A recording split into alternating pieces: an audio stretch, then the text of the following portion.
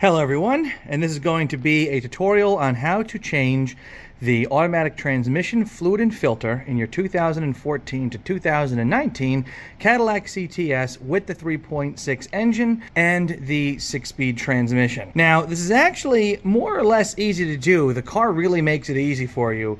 The challenging part is getting the car off the ground and level, because it has to be completely supported and level, and then getting your body underneath it to actually do the work. Now, myself personally, I live in a townhome with a single car garage, and I use a combination of jack stands and ramps, and it is a little cramped in the single car garage, but it is possible to do. And I will show you that you yourself, all you need is a garage or a level surface, and it should really only take 2 to 3 hours to do yourself, and you'll be able to save yourself a whole bunch of money in maintenance costs while also being able to do key preventative maintenance for the car. What we're going to be doing here is we're going to be dropping the transmission pan, and we're going to be exchanging all the fluids that we lose when we change the transmission filter after we drop the pan.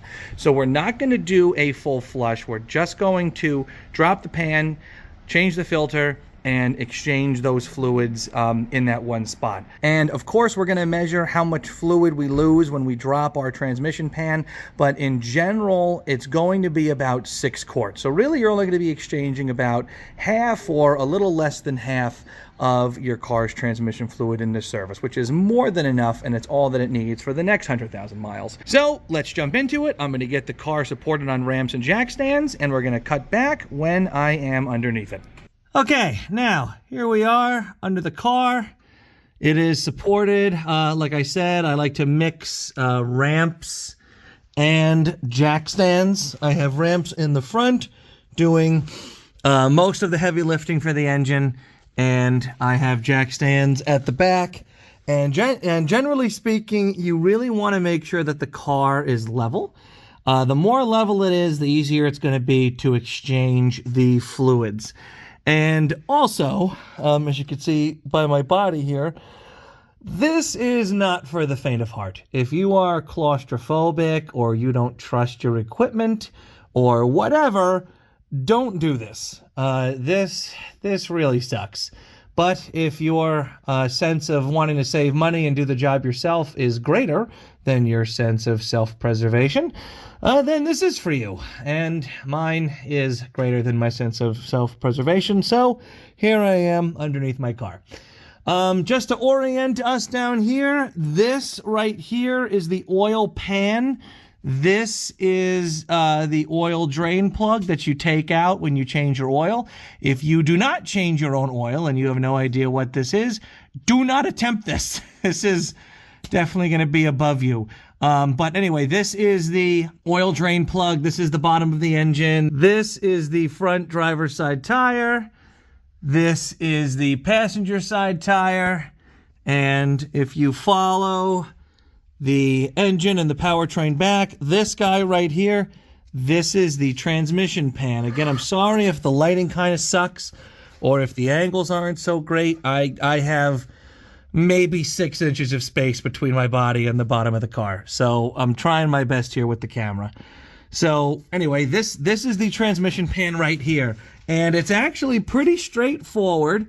You just have to take off all of these bolts and the pan will drop, and you can exchange the fluid and the filter from it. What you're going to have to do, though, is, and what I recommend you do, is leave these front 2 bolts in and take off the bolts on the side going towards the back. Work from the back and go to the front, and then work from the back and go to the front on the other side. So what you're going to want to do is you want to drop the pan sort of like this. Like, you want to drop the pan so it angles itself forward like that. So you can put a catch can down here on the floor underneath you, and catch all the fluid as it comes out, because this has about 6 quarts of transmission fluid in it, and it's going to be a little heavy, but also we want to catch as much fluid as we can so we can measure it and put the exact same amount back in. Now, like I said before, this is my second time doing this. I did it once at 120,000 miles. The car just crossed 200,000, and I know that I'm going to lose about 6 quarts, and you might lose 6 quarts too, but it's always good to double check and measure. So as you take these bolts off, just do it in a way that the pan comes off towards the front and you can control it easier. Now, there's one more thing that you have to do now that we're down here. This is the back of the transmission pan. And let me see if I can get a light in here to show you. There we go, 2 bolts, if you could see them, right at the back, just to the left and right of the barcode label there. There are 2 bolts, there we go. There are 2 little bolts, and they are behind this support here. So what we're going to have to do is we're going to have to drop this support in order to access these 2 bolts. Now, what does this support do? What does this support hold up? This support holds up the transfer case assembly, and you really don't want that falling onto you when you unplug it, and you also don't want to stress the car out. So what I recommend you do is, here is the transfer case body peeking out from the other side of this bulkhead here. Avoid the seam. Do not put anything on this seam. I'm going to put a jack stand right here under it. Well, first I'm going to get my jack, and then my jack stand, and I'm going to put a jack stand right under it right here so I can support it. Do not put the jack stand on the seam. Do not put the jack stand anywhere sensitive. Do not put it on these wires. Your jack stand should be enough where you can put it right here, one side of the little like C-shaped support on your jack stand top goes here, and then the other side over here. So when we drop this down, the transfer case is not going to be unsupported. Taking this bracket off is actually pretty straightforward. There are 2 bolts on either side of the edge of the bracket. These are both 15 millimeters. And over here, 15 millimeters.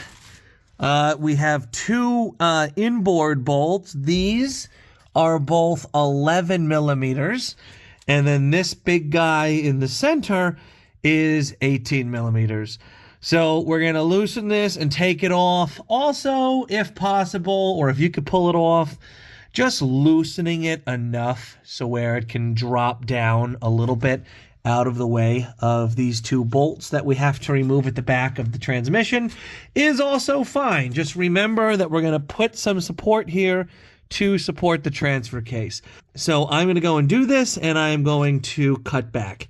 Okay, so this is what everything looks like when you take that bracket off. And actually, those 2 inboard bolts that I was pointing at, we did not have to take those off because those are connected to the same bushing / little shock absorber that plugs in to this big bolt here. So those 2 inboard bolts, if you took them out, whatever, but it looks like we don't have to take them out because they're connected to the same assembly that comes out with that big bolt right there. So like I said, it's good to have a jack stand snugged up against it. And again, we don't want to put anything on the seal here to put pressure on the seal. But we do want to keep this whole thing supported because this is your transfer case. That bracket that we just took down is the bracket that supports your transfer case. We don't want to mess anything up. So what I did was I came underneath with my jack, and I lightly put pressure up on the transfer case. And if you jack it up a bit, it does go up slightly. And it was just enough for me to slide underneath my jack stand. And my jack stand is now supporting the transfer case. And I guess also adding extra security and safety for me under the car as well. So anyway, with the bracket gone, that is your only barrier to getting off this transmission pan. Now we can get the transmission pan off. So, like I said earlier, you're going to want to put a catch pan here or an oil pan or something here to catch it. Ideally something with measurements so you can see exactly how much transmission fluid you are taking out of the system. And we are going to start taking off these bolts here that hold the transmission pan on the transmission. These are 10 millimeter bolts here, and they are not on with a lot of force at all. They are only snug. So it shouldn't be hard for you at all to pop all of these off. And like I said, you want to leave 1 or 2 bolts at the front on, and you're going to want to leave all of these rear bolts on. And you're going to want to start taking bolts off from the front going backwards. So as you do that on both sides of the transmission, you want the transmission pan to come off towards the front so you can control the fluid that comes off of it. So I am now going to do this process. I'm going to start taking this off and draining it. I'll try and cut back with some video as I do it. It is hard to film down here. At the very least, I'll show you what it looks like when it's done. So I'm going to cut back in a second. Okay, so like I said, I have all of the bolts out from the side of the transmission pan, all the way around the side. All of the bolts are gone except for the bolts at the rear of the transmission pan, and I left one here in the front. So what's going to happen is when I loosen this one, the pan's going to tilt forward and all the transmission fluid's going to dump out, ideally into this little catch can that I put here, this little catch basin. So I'm going to loosen this now and slowly control the flow of transmission fluid as it spills out. I also put some cardboard down because I'm probably going to miss a little bit, and we'll go from there. I'll try and capture it as it goes out. But like I said, it is hard to film under here, so I will be right back. Now with that screw removed, we have some transmission fluid spilling out, and it's going right into the catch basin in a nice and controlled and smooth way. And also, my transmission fluid is black as night, so that is awful. That is almost certainly why I've been feeling some performance issues with the transmission, and what this service is going to clean right up. So ideally your transmission fluid should be red or close to red. Obviously black as charcoal like mine is not great. It's almost indistinguishable from engine oil. But anyway, because we're doing this in a slow and controlled way, it's all going into the catch can with minimal drippage, and we'll be able to catch it all, but also critically measure it all. Now this isn't going to drain the entire pan, obviously. So what's going to happen is I'm going to let this go for as long as it needs to until it stops dripping so fast. Then I'm going to come in with my screwdriver here, and I'm going to use it as a wedge underneath this seam to kind of do a little bit more separation. See how when I'm doing that, it's coming out faster? I'm going to do that to get a little bit more separation. Then when I'm sure that the fluid is not going to come out anymore, then I'll take out the bolts in the back and drop the pan. Now, there's still going to be fluid in it, so when I drop it, I'm going to angle it so it kind of dumps into the catch basin here. Very important that everything goes into the catch basin. 1, so you don't make a huge mess everywhere, but also 2, so you can measure what's going on. This catch basin has marks on the side that measure how many quarts. This itself is 6 quarts, and it was almost full the last time I did this, so that's how I knew that I lost 6 quarts. And we're just going to let this go until it's done. So be patient in this step. Let it drain. Help it along with like a little screwdriver wedge in the seam. And only when it's done and not dripping so much anymore, get the last bolts out and help it dump into your catch basin. So I'm going to cut back when this is out of the car and on the ground. Okay, and this is what it looks like when your pan is down. I have mine there on the front of the cardboard. I was able to get 95% of it in my catch basin. And we're basically about halfway through. So, like I said, my transmission fluid looks like shit. It is completely jet black, which is not great. But that's why we're doing this service. Underneath, inside of the transmission, there are 2 things that we have to change. That big plastic rectangle right there, that is the transmission filter. We're going to be changing that, and if you don't know where to get one, I will put links in the description that will tell you exactly where to get one for this exact car. And right behind it, there is a rubber grommet that we have to exchange as well that kind of cinches it in place. You want to change that rubber grommet as well, because if it is worn out, the transmission filter can fall out into the pan and then be useless, and your transmission will grenade itself. But anyway, this is more or less what you should be looking like. Your exposed transmission. This is my seal kind of dangling. We're going to be replacing that as well. In a lot of cases, you might not have to replace your seal, and I'll show you what to look for in a second. But I am going to replace the seal in this video. And then we're going to take an up-close look at the inside of the transmission and get it ready for the filter change, and then get it ready to be filled again. So I'm going to cut back once this is done draining and dripping, and I can get it in there nice and close, and show you guys how to do the filter and the grommet. Okay, now that the dripping has more or less stopped, we could really get in there and look at the transmission itself. And generally speaking, there's really not much to look at. Everything, you know, looks fine. I guess look for anything hanging loose or anything that looks out of place. But generally, the main thing that we're going to be paying attention to is this filter. We need to remove it. It's held in place with friction with the grommet that we're going to replace. And to get it out, all you have to do is grab it and pull down. You might have to twist it a little bit, but don't be afraid to get in there and twist it and pull it down. It might fight you. In fact, it's going to fight you. It's probably good if it fights you. And give it a wiggle, and then it'll come right out. So now we have the filter out. I'm going to put it in my pan here so the fluid that's in there doesn't go everywhere. And now we can look up inside, and up this tube here, the thing that I'm touching right now with my hand, this is the rubber grommet that needs to be replaced.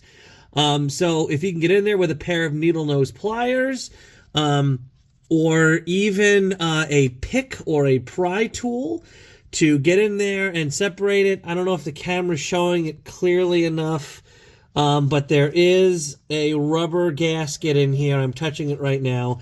And you do have to replace this because they do get worn out. And if they get worn out, it won't hold the filter up, and the filter won't engage, and it'll just fall into the pan and be useless. So definitely get in there and change this out. And I'm going to go do that myself. What I like to do is I have a pick. I force the pick up in between the seam, between the end of the rubber grommet and the metal housing that it plugs into, and I just kind of bend it, and then I pull it. There is a brass band around the outside of it for strength, so you just kind of bend that in, then you get in there and pull it out. But if you have pliers or whatever else, it's fine too. And then we're going to pull it out and go from there. So I'm going to cut back once I have this thing out. Okay, a slightly better way to do this, and you can see my grommet is now out. I took a flathead screwdriver, and if you come in on the side of it here, you can get your screwdriver in and wedge it, and then use it like a lever and do this, and that will crush the grommet in, and it'll just kind of fall out, which is what happens. And don't be worried if you put any scratches or indentations in the metal. This is very soft metal. It's all aluminum. And if you nick it or something with a screwdriver, it's not the end of the world. Don't worry about it. It's fine. It'll still hold the grommet just fine. It'll still be fine. Just don't worry about it. But a good way to get it out is to use the flathead like this. This nick here was from the first time that I tried doing this. So that was fun. This time, though, I didn't put any new nicks in it because I did that from the side. So that's a good way to get it out. All right, now let's go look at the transmission pan itself, because we're going to give that a quick little cleaning. And then we're going to come back and we're going to get out. This is the fill plug, and we're just going to push it out from the inside of the transmission. We might even be able to do it now. Let's see. I don't want to stab it, though. What's going? Yep, there we go. Yep. All right, so the fill plug has been ejected. It's easier to do it in here like this. This is how we're going to fill it when we put the transmission back together. The manual or other videos might tell you that it's good to remove this drive shaft. No, you don't have to. That's a whole bunch of extra work for no reason at all. I'll show you how we can get around doing that. And now with the fill plug out, we can replace this grommet, replace the filter, put the transmission pan back on, and then use this now open fill plug to fill the transmission back up with fluid. So now let's cut over to the transmission pan itself. We're going to give that a quick wipe down, including the magnet, very important, and I'll show you what that looks like, and I'll cut there right now. Okay, so this is the transmission pan. It is now on my workbench. This is the old filter, which we can, kind of drain into here and discard. This is the old filter grommet I was describing, and this is where my screwdriver bent it, so we can discard this as well. And now we have just the pan. So there's a few things that we have to do. One, we're going to dump out the rest of this bad transmission fluid into the catch basin. Actually, I have a oil catch can over there, so we'll just kind of dunk it in there in a second. And then once that's done, we have some cleaning to do. We're going to get some paper towels, and a lot of people say, you don't use paper towels, it's going to scratch it.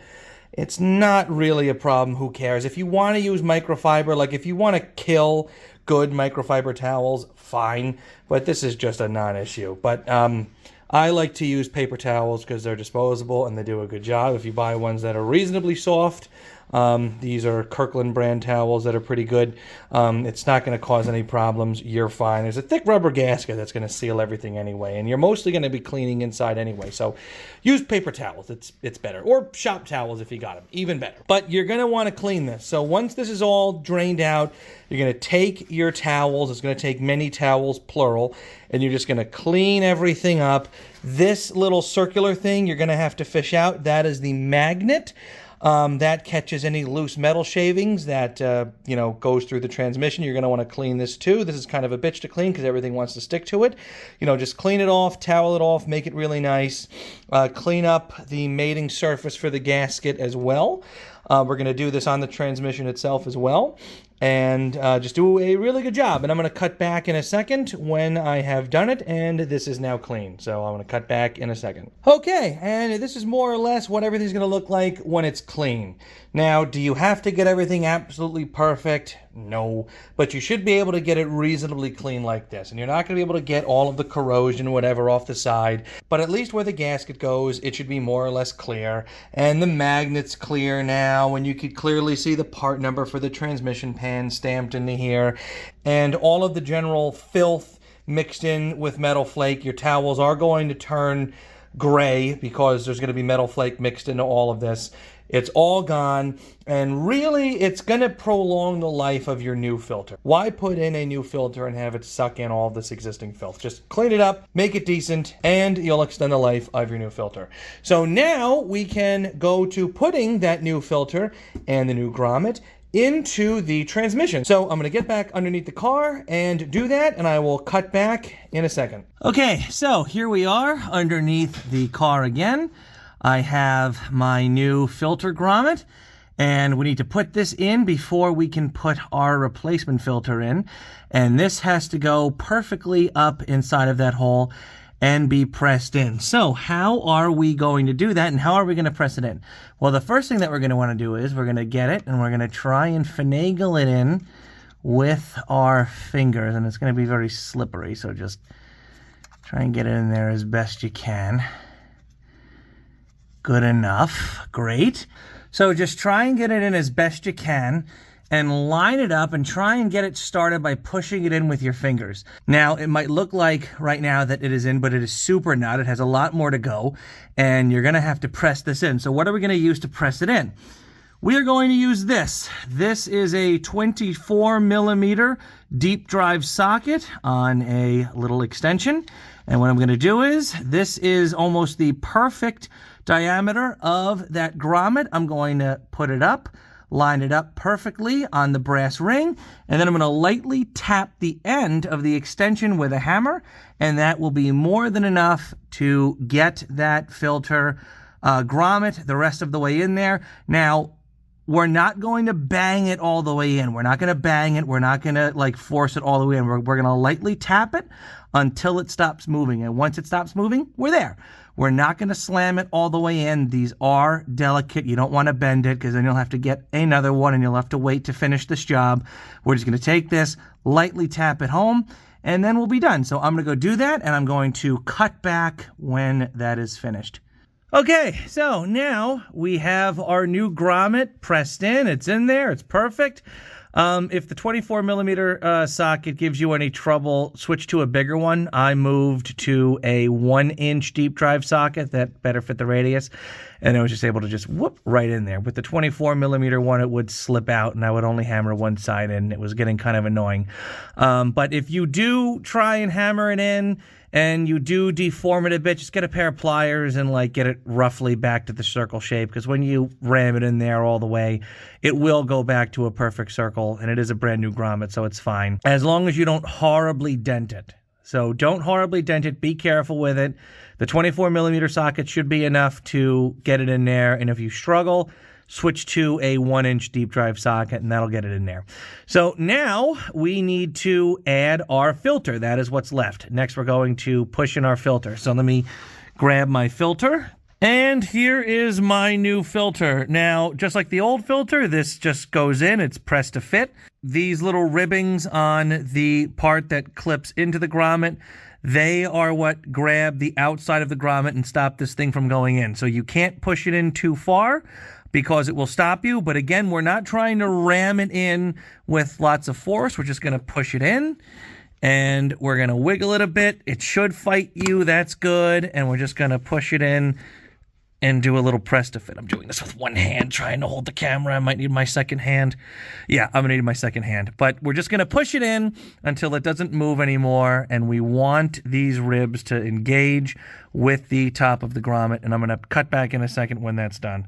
Okay, and this is what the filter looks like when it is on. It actually made a pretty satisfying click when I shoved it up there. And now that the filter is on completely, including the new grommet, it is now time to put the transmission pan back on. And critically, we're not just going to be putting the pan back on and screwing the screws around just any kind of way. We're going to be putting the transmission pan back on, and then we're going to be putting in the screws for the front two and the back two mounting locations. And then we're going to be finishing up its attachment with a star pattern. So then we're going to tighten this one, and then we're going to tighten this one, and then we're going to tighten this one, and then we're going to tighten this one. We're basically going to go in a star pattern, crisscrossing around the transmission pan so it binds evenly to the bottom of the transmission and really gives the best possible connection and attachment for the seal. We want the seal to be smushed correct in between the transmission and the transmission pan, and a nice even star pattern is what does that. So I'm going to put the transmission pan back on. I'm going to start the first couple of bolts, and I'm going to cut back to show you where I'm at when that is done. Okay, we are back on the workbench. This is our transmission pan, and this is our new transmission seal. And again, links are in the description for all of this stuff. And basically what we're going to do here is we're going to line up this seal on the transmission pan before we put it back under the car. It'll just make our lives a lot easier. And indeed, the seal itself has these little alignment pins right here that go into these alignment holes here. These are not for bolts. These are for these alignment pins built into the seal. So we're going to take our seal, we're going to flop it on the transmission pan, and we're going to make sure that all of our holes line up, and in this case they do. And then we're going to wiggle in these alignment pins into their little holes. And if we go underneath, we could see that they're there and they're poking through. That's to help us line the seal up and also to hold it in place while we put the transmission pan back on. and this one's lined up here in the front, and all of these holes line up pretty well. Now, if your seal is a little bendy, don't worry about it. Everything's gonna get smushed up real good when we put the bolts back on. But if you are worried, you can just use your fingers and lightly straighten it out, whatever, it's fine. There is metal reinforcement inside of the seal, so you can make those adjustments. But again, don't worry, because we're gonna smush this up and it's gonna be fine anyway. Also, there are cheaper seals out there that are just dumb pieces of rubber. Do not get those. You want these nice ones with these little ribbings, and it has the metal reinforcement. These are the strong seals. These are the ones that you want to use. And also, if you're doing this for the first time and you only have like 100,000 miles on your car, you might be able to get away with reusing the existing seal. For me, I'm putting this one on, but you want to get the good ones that have this reinforcement and aren't cheap crap. Okay, so now the transmission pan is back on the transmission. And like I said, I'm going to start with the first 2 bolts at the top and the first 2 at the bottom. These aren't even fully tightened yet. These are hand tightened. And now I'm going to tighten all of the transmission bolts in a star pattern. You need to do this too, so your filter gets mated to the transmission evenly. So I'm going to tighten this one, then I'm going to tighten that one, then I'm going to tighten this one, then I'm going to tighten that one, then I'm going to go to this one, then that one, then this one, then that one. You're basically making a broad crisscross star pattern across the transmission as you slowly tighten it up. And then when all of the bolts are tightened, then you can go around once or twice more after to make sure that all of the bolts are uniformly tightened. Now, I don't have the torque specs for this, but it is not a lot. I want to emphasize that. It is not a lot. Probably, I think it's 10 foot-pounds. If you don't have a torque wrench, that basically means you're going to make this thing snug. So you're not going to make it tight. You're not going to make it overly tight for sure. And you're not going to put any strength behind your ratchet turns. Once you ratchet and this thing starts binding and it gets to be snug, and I realize that everyone's definition of snug is different, but right when the ratchet starts to bind and you get some resistance, you are done. This transmission is aluminum.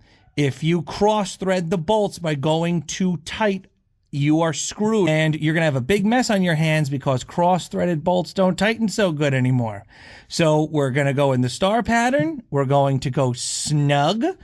And we aren't going to over-tighten. So I'm going to go do that activity, and I'm going to cut back when I am done. And then we can fill the thing. Okay, and now I have all of my transmission pan bolts back on. The transmission is back on. I followed my star pattern, and this is tightened properly. Everything is in place. So now all we have to do is fill it. But there's 2 things that we have to do first. First is we have to look at our catch basin here and look and see how much fluid is in there, and I'll be doing that in a second. And then next, we need to make sure that the transmission pan fill cap is disconnected, which that's that thing that I popped off when the pan was down. It's easier to pop it off when it's down. And the fill is actually, I'm going to nudge myself into place, and the fill is actually right up here. It's kind of behind my finger. It is right there. Right behind my finger, right there. That is the fill. That is an open hole where you can shove in a pipe for a transfer pump to get the fluid back into the pan. Now, you may notice it is a tight fit because the drive shaft is in the way. And I'm sure that you might hear from other places, or maybe even the manual itself, to just take the drive shaft off. No, I don't want to do that. That is way more trouble than what I need. There is actually enough room for you to sneak a hose from a transfer pump up behind here and into the fill. It might not be easy to film, but it is possible to do it, and I will try and film the process as best as I can.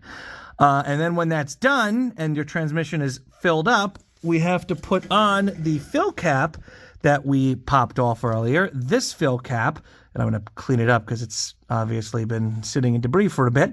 It needs to go back in there. and I have a neat little trick on how to do that and make that easy for you, so we don't have to take this drive shaft off, because we do not want to take this drive shaft off. Also, I discovered that this here is actually a special adapter for a fill cap. So if you get like a special GM tool, you can unscrew this, screw that special GM tool into it, and easily fill the transmission pan without having to go through all of this. Now, I'm not going to do that because GM is not going to get more of my money, especially for their super special little tools. So I'm going to ignore it. But if you are somebody who wants to explore that, by all means. But this tutorial is going to continue with using the regular old fill cap up here. So now let's go look and see how much fluid fell out of this thing when we drop the pan, and that's going to inform us on how much is going to be put back in. So I'm going to cut back in a second when I'm looking down at my pan. Okay, so this is my catch basin full of all of my filthy, now former, transmission fluid. Now, I know that this thing has a 7-quart capacity. I just verified that with the label on the side. And there are measurements. They are covered, but when I tilted it a little this way, I could see them.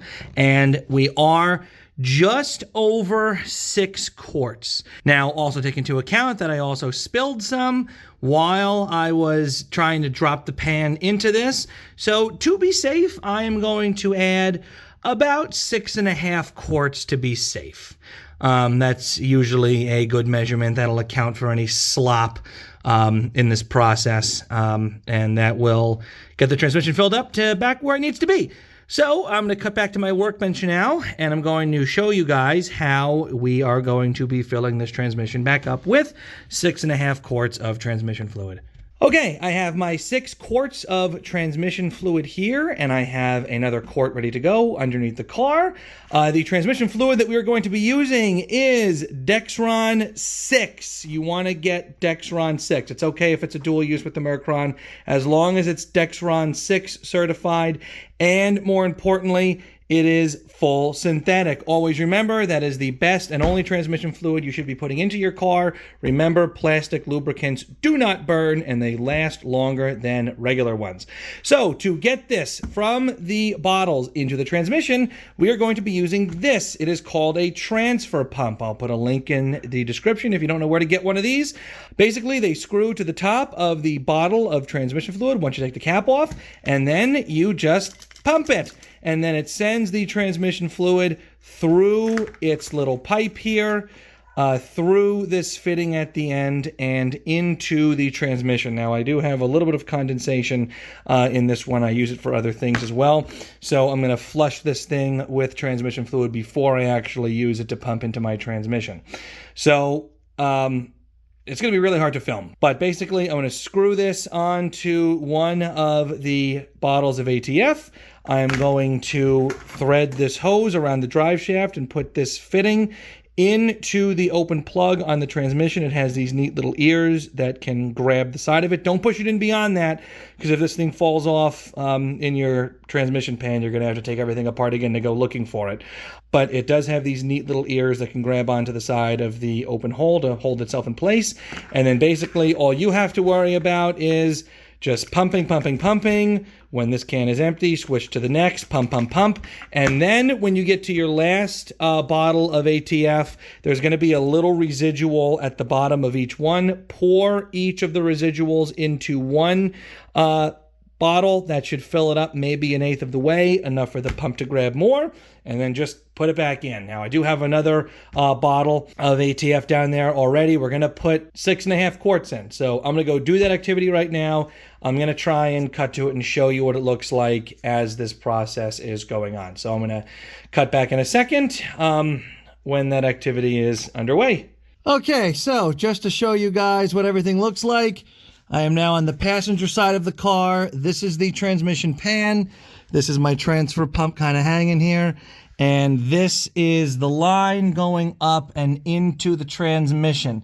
You see in the back there, right behind the drive shaft, is the now open fill plug. It takes a bit of finagling, but you can wiggle the hose into there without having to take the drive shaft off.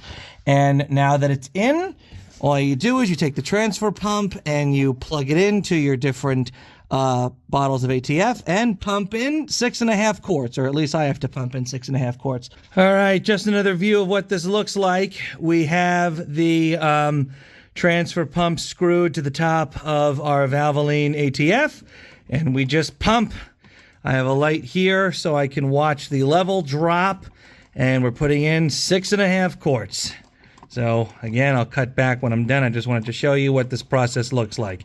It is slow, it is tedious, but it has to happen. Okay, I have my various empty quarts of transmission fluid. I just finished the last bottle.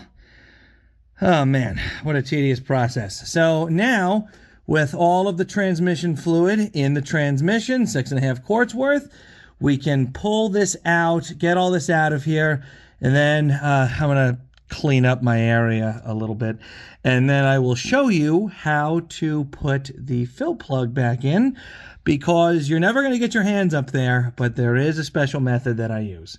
Okay, so we're back on the workbench, and I'm going to show you my plan for putting the transmission fill cap back on the side of the transmission. So first, if this little top piece isn't popped out, make sure it's popped out. Its job, when it's pushed in, is to apply tension to the body of the fill cap so it doesn't fly out easy. If it's out, it'll give you an easier time going in. So, like I said, it's very tight down there. You will never get your hand up inside past the drive shaft to touch this thing directly. Now again, I do not want to take the drive shaft off. That is a whole nother thing. I do not want to do it. So I'm going to show you my trick. So this is an old crappy wrench that I have, and you'll see my genius in a second.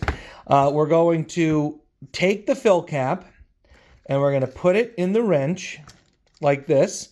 And then with the wrench holding the fill cap like this, we're going to guide it up and over the drive shaft, and we're going to line it up with the hole in the transmission where this cap is supposed to go. Then, using this zip tie chain, we are going to pull down on the zip tie chain with our other hand, which will effectively pull this wrench down, which will effectively push this fill cap into its hole on the transmission. And once that is done, we can extract the wrench, and then using a regular flathead screwdriver, come in and then just push this little top piece back inside of the fill cap where it's supposed to go. And then we are done. Now this is kind of annoying. It might take you a few tries, but I'm going to get down there and do it right now, and I will show you what it looks like when it is in progress, or at least I'll certainly try. Again, it's tough to film down there. So give me a second, and I'm going to cut right to it. Okay, so here we are under the transmission, and I just used my zip tie chain. So here it is hanging down. I have the wrench right here. You see I'm wiggling it, and it's wiggling against the cap. I just pulled the cap in. It went in with a very satisfying click, and that is now in the transmission. And I have my zip tie chain hanging down here. So now I could pull the wrench out and go back in with a long screwdriver to push the locking top of the fill cap down, or I could even pull this out, reposition it on top of the locking fill cap, and then use the zip tie chain again to pull it down. Now again, this isn't easy to do. It is kind of a pain in the ass. I found that it helps if you dangle the wrench like outside of here, and you and right where my finger is wiggling, that's where you put the wrench, and that's where you put the cap on the wrench, then slowly walk it back over to its fill cap right here where it's wiggling, then use the zip tie chain to pull it down. But it does work. Kind of annoying, but it does work, and you are able to do this without removing the drive shaft. So I am going to now push the fill cap back in, and that is it. Then you are done. The only last thing that you have to do is don't forget to put your bracket back on the transfer case. Remember, there's only 5 bolts, 2 on each of the sides, and 1 big one right there in the middle that is empty. That should take you no time at all to put back on. And then you are done. You have successfully changed the transmission fluid on your 2014 to, I guess, 2019 Cadillac CTS. And this might apply to the ATS as well. I believe we share a transmission if you're running the 3.6 engine. And yeah, that is pretty much it. So I hope you found this tutorial both helpful and informative. Have a great rest of your day.